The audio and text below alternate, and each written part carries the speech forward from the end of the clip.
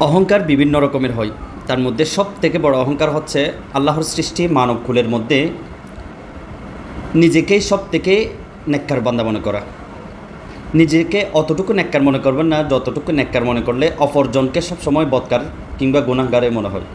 নিজেকে অতটুকু নামাজি মনে করবেন না যতটুকু নামাজি মনে করলে অপর বেনামাজি ভাইকে সবসময় হেউ চোখে দেখতে হয়, অথবা অপর ভাইকে সবসময় বেনামাজি মনে হয়। নিজেকে অতটুকু ইমানদার মনে করবেন না যতটুকু ইমানদার মনে করলে অপরজনকে বেমানেই মনে হয়, শুধু বেমানেই মনে হয়।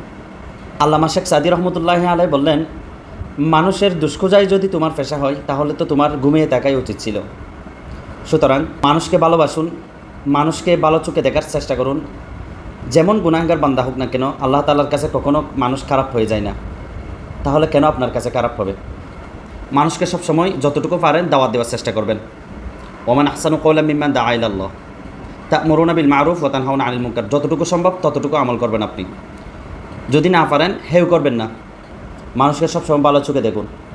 মহান আল্লাহ আপনাকে সবার নজরে ভালো রাখবেন। আসসালামু আলাইকুম।